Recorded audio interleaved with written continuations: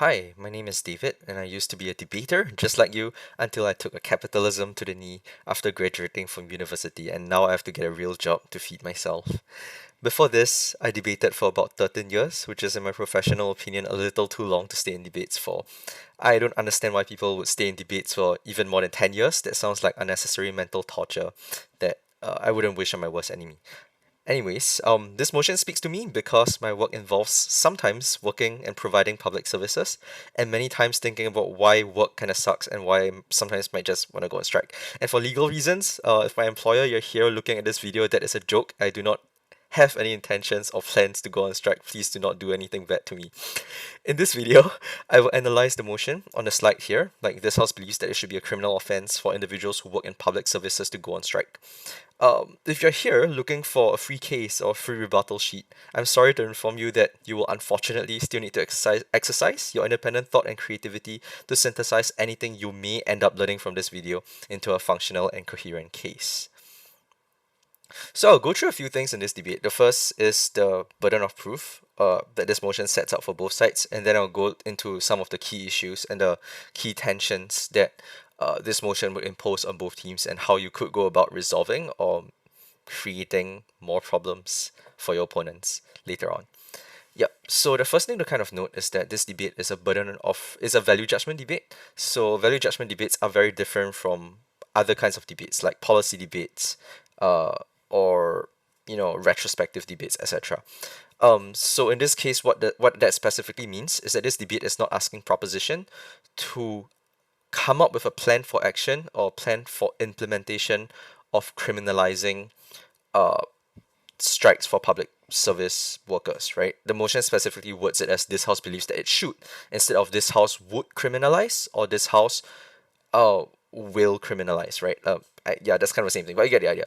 Anyways, the point is, it is an opinion that is asking from proposition team, and that's kind of what a value judgment is, right? A value judgment is, in a sense, a way of assessing whether an action is in general something that is desirable or undesirable. In this case, that would mean a proposition has to come up with a way of explaining why, in general, criminalizing public sector workers going on strike is going to be good for someone or achieve some sort of good outcome for something, which I will go into again a little bit more later. But how then does prop go about doing this, right? I think prop primarily has to do two things. First, proposition needs to come up with a framework to assess what even is good and bad, right? So you must be able to define within this sort of like value judgment what exactly good is, what bad is, and how you would go about evaluating whether something is good or bad. In other words, proposition needs to convince the judge that, in order for proposition to convince the judge that criminalizing public sector workers going on strike is a good thing, they must first tell the judge, how do I decide what is or isn't a good thing? After you do this first step, which I think a lot of people will kind of skip over in debates because it is not an intuitive thing to do, proposition will then need to use the framework that they've constructed to show that it is in fact a good thing to make this a criminal offense for public servants, right? And crucially, prop needs to do both of these things successfully to win. So subsequently, this means that ops burden of proof is either A, to show that props framework does not make sense, which is why it's so important, and I want to highlight that you need to come up with a functional model and framework for the debate, is because it's very easy for op to just win this debate by saying, okay, let's just assume that props reasons are accurate, right? So props asserted outcomes, such as how if public servants go on strike, bad things will happen to people. Let's assume that's true, right? But prop doesn't really tell us what or how to think about this debate uh, makes sense. Proposition still loses, right? Because they haven't really told us what and how to conduct this value judgment, which is why this first part for prop is so important. Anyways, the second thing opposition can do to win is to use proposition's framework, but come up with a converse alternative, right? So let's say proposition's framework is that if we criminalize strikes for public sector workers, this would result in people leading happier lives in general, which is kind of vague. Obviously, don't do that in actual debate. If opposition can show that this actually makes people lead sadder lives, opposition wins as well. So as you can see here, there's a little bit of a difference or asymmetry in the burdens on both sides, right? On proposition, what you need to do is just to show that what you have to do is to show that both things need to be accomplished to win, whereas on opposition, you just need to show that either one fails in order to win. And that's something you might want to think about when you're setting a case or when you're thinking of how you do your rebuttals. The next thing to look at is context setting. So I'll very briefly go through what the different key terms and emotions are. The first thing is public services. Not much to say here, right? This is kind of intuitive. It is a range of services provided by either government or private entities that are seen as being something in the interest of public, right? In this case, interest of the public means that there are certain benefits that are being provided to people, um, third parties specifically, so not the company itself, that are being considered within the service itself. So, for example, things like transportation, right? So, transportation is possibly a means by which a transport company makes money, but at the same time, it provides certain benefits to people that they may not otherwise have, right? Such as the ability to take a bus, low cost public transport around a city. So, one thing to note is that not all services are essential, but many are critical, important for some group of people who will likely have limited alternatives to meet those needs. So, for example, social services.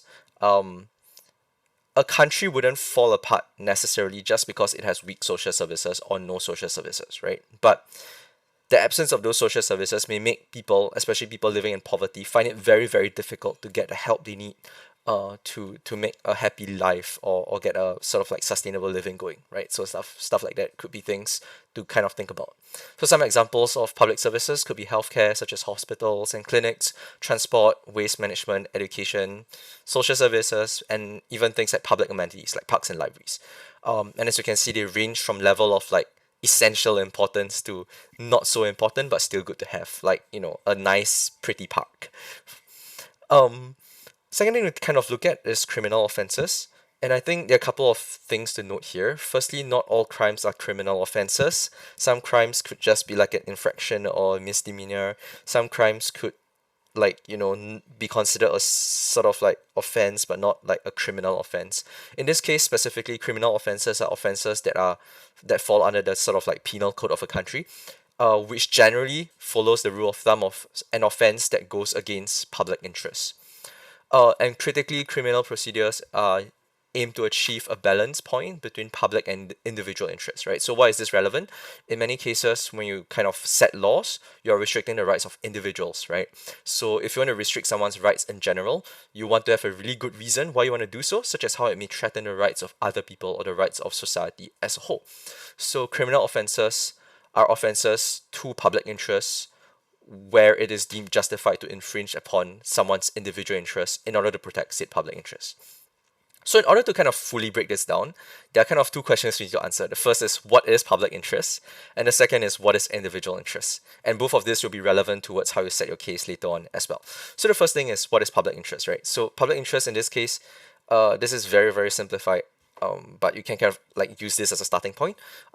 Two things we look at in terms of public interest. The first is direct harm being caused to society or public, right? So, for instance, vandalism, destruction of critical public property, all of these things probably fall into like direct harms to society, right? If you assassinate the president or you burn down like the CPF building, it's very clear why that is an offense to public interest. But a second and probably more relevant aspect of this is the idea of a harm being done to the fabric of a society. So harms against the morals and values of society, or harms against individuals, uh, in a way that goes against the values and the morals of society. So things like murder, assault and battery, all of these things, right? On one hand, these cause direct harm to the individual rights of the people who are being hurt.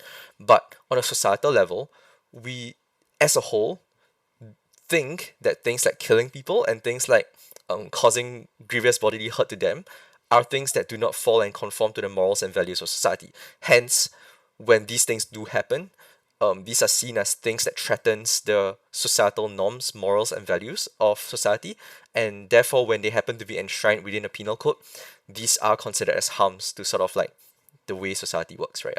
A sort of like threat to what we think is okay and not okay to society, and therefore we kind of punish criminals and have a duty to punish them in order to uphold these morals and values, right? So this is what we vaguely mean by public interest. When we talk about individual interests, we usually think most immediately of things like civil rights, which in many cases refer to a right to defend or advocate for certain interests of yourself or people you care about without fear of legal or government reprisal, right? So why should we give people the opportunity to talk and sometimes take action over their own self-interest? This is because we recognize that not all governments and not all legal systems are perfect. In some cases, governments may intentionally, with malicious intent, or unintentionally through negligence or oversight, come up with policies and actions that hurt specific groups of people or endanger them unnecessarily, right? So the idea of civil rights exists to give people the ability to protect themselves against government and legal sort of like encroachment, particularly in situations where their interests and their rights are being threatened. This is why, for example, things like civil disobedience, like launching protests or strikes in non-public sectors, in certain places are deemed legal, right? Because if let's say a private entity like a corporation is bullying workers, or the government has set a discriminatory law in place, we want to give people the ability to voice out their discontent and take action to protect themselves, right? Instead of saying that their attempts to protect their own fair rights is something that is illegal and against the sort of morals and values of societies, right? So this right of self-defense exists, and largely this is what we're going to mean by individual interest in this situation. So I put these two things together. Fundamentally, criminal procedures is a way of adjudicating between what matters more in many different situations, right? Is it the individual interest to protect your own rights, or is it the sort of broader societal or public interests when they come into conflict with an individual's interest, right? And this is kind of like one way to look at this motion, right? In many cases, when public service workers go on strike, it is in the interest of some things they perceive as important to them, while at the same time, these strikes tend to cause harm to the public interests of many people, right? So, for example, if transport workers go on strike, uh, this may be important for them, right? Because they want to get more wages, for example, or they're being unfairly treated. But this may cause people in public to lose the ability to easily travel between different parts of a country or a city. So, to ground this further in context, we're going to look at what strikes are. So, strikes are effectively a denial of service by refusing to work, right? And strikes are only really effective when they're an act of solidarity between workers. So, for instance, strikes can't really happen if, let's say, 60% of the workers don't choose to go on strike. They still choose to go to work on a day-to-day basis, right? Because if enough workers don't deny the service still exists for people. So effectively, strikes require solidarity between workers to prevent, in order to not be broken. And usually this means that you require an organizational body, like a workers' union, to be executed successfully. But there are another type of strike called wildcat strikes that exists, where workers strike uh, abruptly without any sort of like overall organization and all that. I'm not going to go more into this because like this is not a lecture on labor politics, but if you go Google that, you might find some interesting points you could run in proposition and opposition as well. So the next thing is, how do strikes actually work? Why do workers go on strikes, and why are strikes effective in helping workers achieve what they want? There are generally two things that strikes aim to achieve. The first is to raise public awareness as a leverage over employers to address some sort of grievance, right? So this is similar to protests, where what you do is you raise awareness of certain unfair or unethical practices that are going on, and because these things are being made public and amplified through the fact that you're denying service, this in turn causes significant damage to the reputation and brand of the employer, which in turn forces the employer to take remedying actions in order to salvage their reputation, right? So if your workers say, oh, the health conditions in the factory is really bad, this is why we're going on strike. In order to kind of address that, then companies will have to improve the work quality of the environment that they put their workers in. The second reason why strikes work is because in many cases what you're doing is holding certain services hostage, right? In this case, healthcare workers may have a monopoly over like the healthcare system, and in many cases, because these are being held hostage, like beneficiaries are suffering, right? Beneficiaries are put at risk, or their sort of well-being is jeopardized, and this in turn forces employers or the government to come to the table to bargain over the demands of workers, right? Again, like you can kind of see how this, in a sense, is a conflict between public and private interests, and there are many ways to look at which side you should stand on, right? But the challenge here is finding a way to define it in a way that's beneficial for your side in the debate. The next two questions I'm going to quickly answer. The first is, why do people go on strikes? In many cases, as mentioned previously, because this is an act of solidarity between many people, it needs to be a common issue that unites people either within a public service sector or within multiple public service sectors. So this tend to usually be the following conditions, right? The first is undesirable, unsafe work conditions, employer-employee disputes, for instance, over wages and work benefits, or in certain cases, unpopular decisions made by employers, right? So, for example, if a government puts in place discriminatory employment practices or dangerous health standards, it is possible that healthcare workers would go on strike in order to protest the perceived problematic policies being put in place, right? Even if it does not directly affect their own interests, because sometimes they care about the patients as well. Like it's good to care about patients as healthcare workers, right? And when do people generally decide to strike? And again, this is something that you need to be very clear of the nuances of in this debate, right? People don't just casually go on strikes. In many cases, strikes are very risky and costly to individuals, right? Because when you go on strike, there's a huge risk of being fired because you're seen as someone who does not cooperate in the workplace. This may even affect your job opportunities in future, right? Because you're seen as someone who is disruptive and who is bad for the company to hire.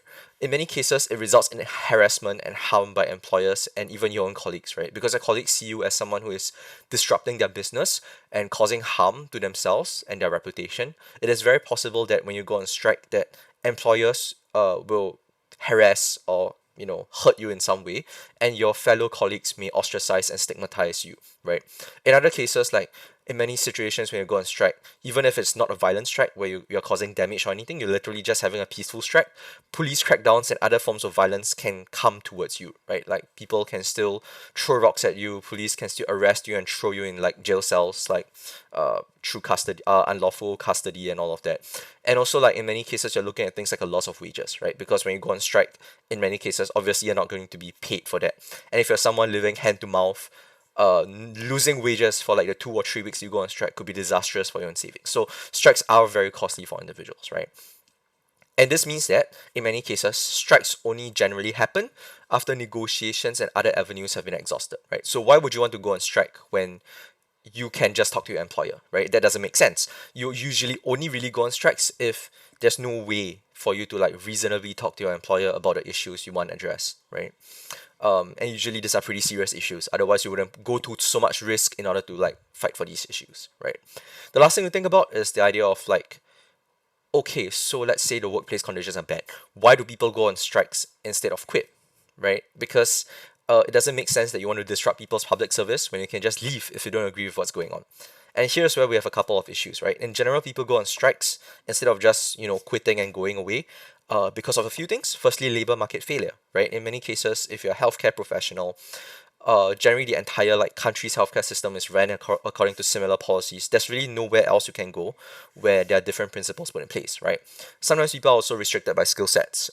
In many cases, like if you have been a bus operator for like 40 years, it's very hard for you to do something else, right? Other than driving or transport related things, because that has been all you've been managing previously. So recognize that in many cases people go on strike instead of quit because of existing labor market conditions that have already failed them. So it is generally something of a last resort, and these are the very convincing reasons why that is so. And there really isn't much reason in challenging these, right? Because you want to get to the good part of the debate, right? So a quick rundown of like case studies of strikes in public services. I think a couple of things to note here. The first is that you may not be very familiar with what strikes are because we live in Singapore, but strikes do still exist in Singapore, right? So, for example, Singapore's first strike in 25 years, because Chinese bus drivers are being paid almost 30% less than Malaysian and Singapore drivers. Things like 102's SMRT bus drivers protest against pay, right? Because they were being underpaid. Uh, or similarly in the UK and the US, recently a lot of protests and strikes have been going on in the UK, especially in the education and transport sectors, right? And even in the postal sectors, because what they see is that the wages have been so depressed due to inflation that people can't meet like their day-to-day expenses, right? Similarly, Amazon workers in the US and 30 other countries conducted a strike on Black Friday because of the sort of dangerous working conditions they were in. In many cases, like Amazon drivers were forced to urinate in bottles just to meet the sort of like delivery conditions or delivery goals that are being set by the company. Many workers in factories have suffered permanent physical injuries as as a consequence of the pace of work they're being forced to do, right? They have to shift like very, very heavy goods repeatedly for like 12 to 16 hours a day, and that's causing people to suffer like permanent back and leg injuries. So I think a couple of like common things around all of these, right? Many of these issues are very legitimate issues, and I think one thing about debating is that as much as we are debating in a vacuum, right, in a sort of like clinical environment, I think it's important to recognize these issues are pretty serious and pretty real for people, and we shouldn't make light or trivialize like what people strike for. I wouldn't say that's an equity offense, but I think it's just a matter of respect and like human decency, right? Many of these issues are very real and very serious for people. In many cases, what we're really looking at is whether striking is the best way forward and the most sustainable and long-term like kind of solution towards addressing these issues. And the next is that you kind of see that many of these strikes require a lot of coordination, right? So if you look at the NEU, for example, the National Education Union in the UK. These are all things that can only successfully happen when you coordinate lots of workers to go on strike together or to walk out together, as I mentioned previously. So these are things to note. So with the contextualization out of the way, I recognize I'm running out of time. How can you look at this debate, right? What are the key tensions? The first principal tension, as I mentioned, is sort of like the public versus private interest that is at play today. And the central question is, how would criminalizing strikes for public service workers change the decision of making calculus of public service workers and their representatives in a way that um, reduces the harms or increases the benefits caused by this conflict of private and public interest. And here I'm going to look through three hypotheses, right? The first is a null hypothesis, where nothing really changes. So in this case, this is purely a legal principle debate. The second is a deterrence hypothesis, which is that when you criminalize public service strikes, public workers are less likely to strike. And thirdly is the recalcitrance hypothesis, which is that if you criminalize public sector worker strikes, this will actually result in more likelihoods of strikes happening. And yeah, I'll kind of try to make this make sense later on. So the first thing, right? The null hypothesis. It does not change the decision-making calculus of public service workers, right? Why might you end up here? The first scenario and most likely scenario is that both teams mess up their outcomes analysis, which happens a lot, and you want to win the debate on first or basic principles cleanly and make life easy for your edge, so the next time you see them, they won't hate you, right? The second is you have a far better grasp of concepts and then mechanisms and outcomes analysis, and you want to play to your strength. And the third is your coach is some sort of legal public policy theory expert, and can content farm this case to make it impossible to respond to. Yeah. And why is this scenario realistic? So why does this happen in the real world, right? This likely happens in countries like Singapore, Hong Kong, and many Southeast Asian countries, really, where there are very little strikes and very tough union busting kind of laws in place and very little labor solidarity, right? The reality in these countries is that people aren't going to go on strike anyways, so this motion really isn't about how this changes the public sector worker behavior, but more about what is legally consistent and legally desirable in the way laws are worded and structured, right? Because this in turn sets legal precedences for other legal and criminal, civil and criminal procedures that may exist in the law itself, right? What we want and what we generally see as desirable. So there are a couple of key considerations for the null hypothesis, right? Or this sort of scenario may end up in. The first is the ceteris paribus condition, right? In this case, you're not going to argue the extreme cases like, extremely essential public services like firefighting or A&E work, right? You're also not going to argue the least important of these, like making sure that libraries are properly ran, for example. We're generally looking at like a reasonable middle case situation by which you could judge the way laws are made. Is this how things work in the real life? No, but this like kind of allows you to have a debate to begin with, right? So under this, there are generally two things you want to look at. The first is, what is the relationship between public and private interests, right? Because we recognize that in many cases, public interests are made up of the interests of many private individuals, right? And in many cases, this tends to be more than a public interest tends to be a little bit more than the sum of private interests, and more than just a sort of like democratic vote between like what is the most important thing amongst the population, right? In many cases, public interests also include things like protecting minority rights and interests that may not be protected in a situation where there's a tyranny of the majority. So in these cases, how then do you define and perceive public service workers, right? That's something for you to think about. I think there's a lot that can be said here, and a lot of this your debate coach should have taught you already, or you can easily find on the internet. So I won't go too much into that. Next thing you want to look at is, do workers have other reasonable alternatives to protect their interests? Why is this important, right? Because I think the main question you want to look at here is that if other less damaging and destructive ways of protecting self-interest exist, then you wouldn't have to undermine public interest to this extent in order to get what you want, right? And therefore, that means that it is justified for you to criminalize this because you're not taking away people's rights to protect them yourselves. What you can do then is punish them for causing harm to public unnecessarily, right? So that's kind of why this is a very important consideration in the null hypothesis. So a couple of things you want to do here. The first is the characterization really matters. So in countries with a lot of privatization of public services, it is possible that worker rights may be uh, deprioritized in favor of profit versus in countries with nationalized public services where governments can be held accountable for treating their workers badly, for example. But the reverse can also be true, right? In many cases, nationalized services may be inefficient and effective, for instance, in the UK's national health system, whereas privatized public services may have to treat workers well because of the competition in the labor market, right? So, for example, in Singapore, nurses are in very, very high demand. If you kind of like treat them even worse, like you're just gonna lose them to your competitors, right? So you are incentivized to treat them well. So that's one thing to think about, right? How do I characterize existing protections and interests both in the market as well as for workers and governments towards achieving their interests, right? And subsequently, therefore, whether strikes are as necessary for protecting their public interest.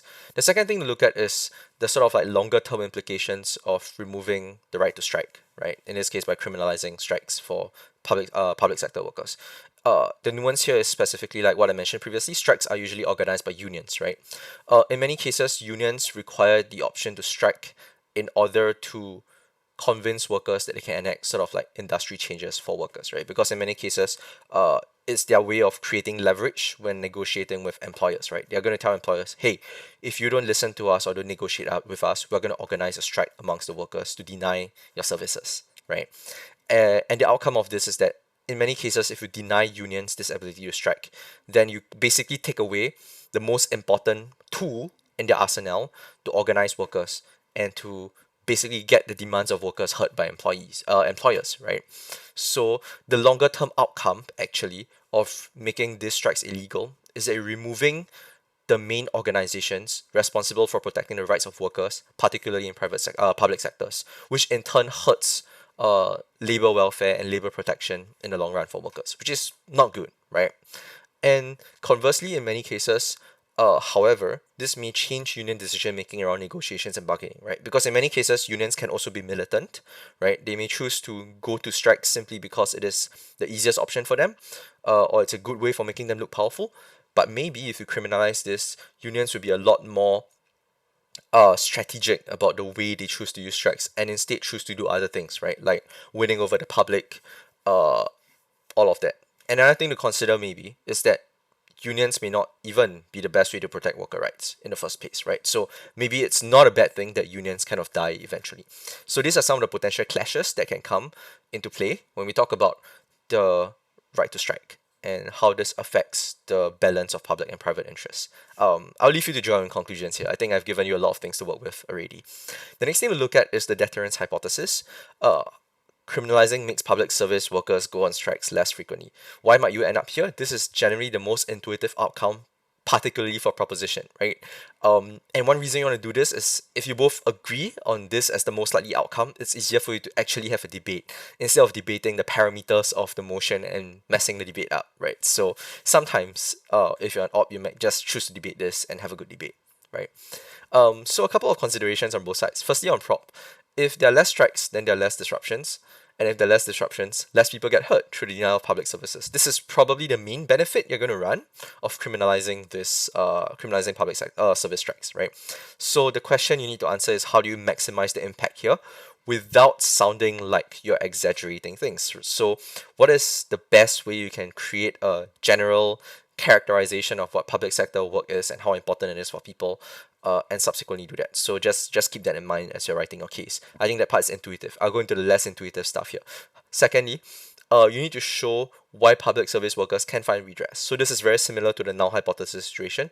You want to show why even if existing negotiations have failed, other things can work, right? And this is where you might want to do research into other forms of civil disobedience. I have a reading list for you guys at the end. You can go check that out for other alternatives. They are really interesting books. I highly recommend reading them. So, but to like kind of summarize, there are many things that exist, such as protests, whistleblowing, various kinds of like public-private policies that may put into place to air worker grievances, Certain solutions we have explored as well as things like parliamentary ombudsman, so you spell that as OMBUDSMAN, where basically you have neutral third parties mediating between workers and governments, particularly in private public services, in order to address existing grievances instead of like antagonistic approach, right? Because recognize that ultimately things like strikes are where you are basically creating antagonism between two parties and using conflict to get what you want. But there are many other forms of civil obedience and civil disobedience, as well as cooperation that can exist between governments, companies, and individuals. So, another example could be Singapore's NTUC, right? I don't know how much they actually protect labor rights, but it has reduced violence and conflicts pretty well. Right. So these are proposition considerations. You want to find the alternatives. I've just thrown you guys a list of examples you could explore on how you want to construct the alternative. Go do your research. On opposition, a couple of things you want to look at. The first is that criminalizing strikes in many cases leads to the loss of worker protections and lower quality public services in the long run, right? Because in many cases, the outcome of these strikes failing or these strikes not being held is that because the work conditions are bad, right? Eventually, people burn out and people don't want to go into the industry. This leads to a loss of talent and, in many cases, unfair work conditions that hurt public interest in the long run. Because your healthcare service starts suffering, right? Because workers don't want to work or workers are tired and exhausted. Uh, so, is it really in the public interest for you to clamp down on the strikes? Another thing we kind of think of as well in opposition is that since proposition needs to provide alternatives, you definitely want to shut those alternatives down. The last thing to look at is the idea of dissent, right? And what the function of strikes are beyond the labor conditions of workers and getting workers to bargain with employers, right? Uh, in many cases, strikes are used as a barometer for measuring frustration, dissent, and dysfunction within a system of capital. And in many cases, when you remove strikes, that doesn't actually take away the root of the problem, which is that uh, certain injustices and oppression and exploitation is still going on, right? And in many cases, just because you remove strikes by criminalizing them, these negative sentiments don't go away, right? They simply come out in other potentially more destructive ways. Um, yeah, so things like increased accidents in the work or reduced customer satisfaction because workers are basically quiet quitting on the jobs or creating like acts of resistance on the job, right? So in many cases, strikes are a way to manifest and let out many of these negative emotions, right? Uh, and so this is why, for instance, even in areas like China, of all places, where they're very like generally afraid of people protesting, they're actually very tolerant to strikes and worker grievances, right? And in many cases, workers will be protected by actual like courts against their employers if they do air these grievances or go on strike over these grievances. So these are things to think about, right? Is proposition really tackling the root cause of the problem by criminalizing these public sector strikes? Okay, the final hypothesis I'm going to go through is the recalcitrance hypothesis. And this basically goes that criminalizing makes public service workers go on strikes more frequently.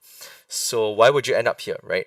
In many cases, if you're opposition and you want to do kind of like what I mentioned in the slide in front, use propositions framework against them, you kind of want to go into the opposite conclusion, right? Which is that actually this kind of backfires.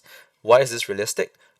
This is probably the most likely outcome in countries with strong labor power, at the very least in the short term. So countries like Norway, Sweden, Germany, and various parts of Europe, right? Because such a move will be seen as a fundamental threat and assault on the civil liberties and a danger to uh, other organizations as well, right? Because I think one thing you kind of look at when it comes to labor organizations, is that it's very very intersectional for most countries, right?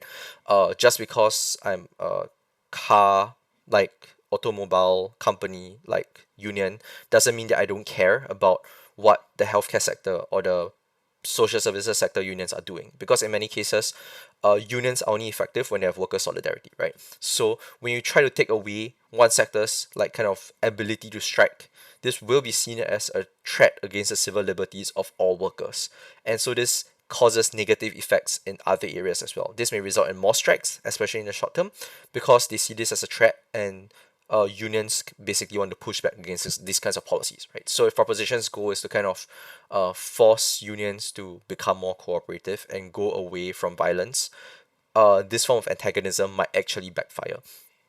therefore removing all kinds of benefits proposition is talking about, right? Oh, I forgot to fill this in, but let me just go through this anyways, right? So why is it that criminalizing, what are some considerations to have on proposition and opposition for this motion? I think the first thing is that on proposition, you shouldn't be at this point of the debate to begin with, right? Because if you're here, the chances of you winning decrease significantly.